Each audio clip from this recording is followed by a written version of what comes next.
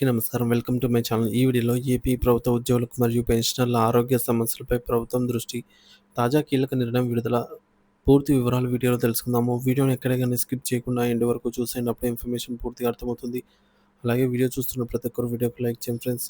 ఈ వీడియోని తోటి ఉద్యోగ పెన్షన్ మిత్రులతో అయితే షేర్ చేయండి. కొత్తగా మన ఛానల్ చూస్తున్నవారు ఇంకెవరైనా సబ్స్క్రైబ్ చేసుకున్నట్లయితే వెంటనే మన ఛానల్ని సబ్స్క్రైబ్ చేసుకోండి. దీని ద్వారా నేను చేసే లేటెస్ట్ వీడియోస్ అన్నీ మీ వరకు రీచ్ అవుతాయి. ఇక ఆలస్యం చేయకుండా వివరాల్లోకి అయితే వెళ్ళిపోదాము. ఫ్రెండ్స్, ఇక విషయానికి వచ్చినట్లయితే ఆంధ్రప్రదేశ్‌లోని ప్రభుత్వ ఉద్యోగులు, పెన్షనర్లు ఎంతో కాలంగా ఎదుర్కొంటున్నటువంటి ఆరోగ్య సమస్యల పరిష్కారం దిశగా ప్రభుత్వం ఒక ముఖ్యమైన ముందడుగు వేసింది. ముఖ్యంగా ఉద్యోగుల ఆరోగ్య పథకం ఈహెచ్ఎస్ అమలులో ఎదురవుతున్న తీవ్రమైన ఇబ్బందులపై గుర్తింపు పొందిన ఉద్యోగ పెన్షనర్ల సంఘాలు లేవనెత్తినటువంటి అంశాలను సమీక్షించేందుకు ప్రభుత్వం సంసిద్ధత వ్యక్తం చేసింది.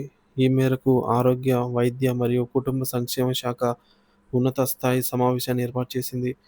ఈ సమావేశం యొక్క ముఖ్య అధికారిక వివరాలు ఈ విధంగా ఉన్నాయి. ఆరోగ్య, వైద్య మరియు కుటుంబ సంక్షేమం శాఖ ఆంధ్రప్రదేశ్ ప్రభుత్వం జారీ చేసిన ఉత్తర్వుల ప్రకారంగా సమావేశం వివరాలు ఇక్కడైతే చూడొచ్చు. సో, ఈ యొక్క సమావేశం ముఖ్య ఉద్దేశం మరియు నేపథ్యం ఏంటంటే, ఈ సమావేశం యొక్క ప్రధాన అజెండా ఉద్యోగులు, పెన్షనర్లు, వారి కుటుంబ సభ్యులు ఎదుర్కొంటున్న ఆరోగ్య సంరక్షణ సమస్యలపై చర్చించడం. ముఖ్యంగా క్రింది అంశాలను చర్చించే అవకాశం.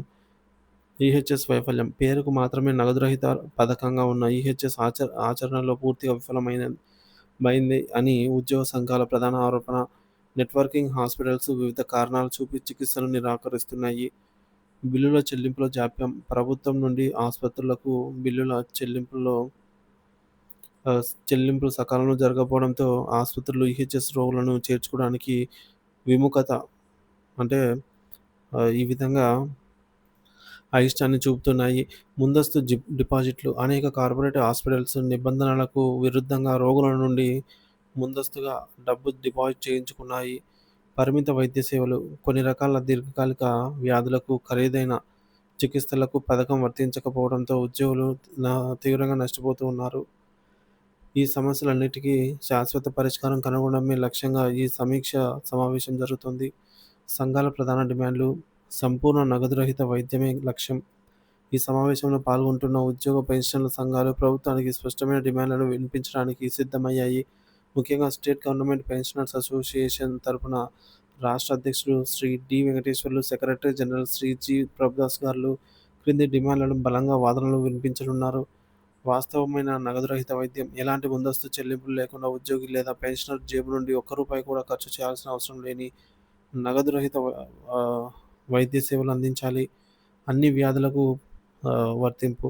సాధారణ జబ్బుల నుండి ప్రామాణికత వ్యాధులకు వరకు అన్ని రకాల అనారోగ్యాలకు ఈ పథకం కింద చికిత్స అందేలాగా చూడాలి. అన్ని ఆసుపత్రులలో సౌకర్యం. కేవలం కొన్ని కార్పొరేట్ ఆసుపత్రులకే పరిమితం చేయకుండా రాష్ట్రంలోని అన్ని గుర్తింపు పొందిన సూపర్ స్పెషాలిటీ, మల్టీ స్పెషాలిటీ హాస్పిటల్స్‌లో ఈ సౌకర్యాన్ని అందుబాటులోకి తీసుకురావాలి.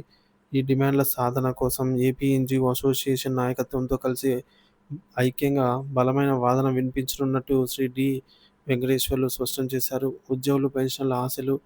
ప్రభుత్వం ఏర్పాటు చేసిన ఈ సమావేశంపై ఉద్యోగ పెన్షనర్లు ఎన్నో ఆశలు పెట్టుకున్నారు.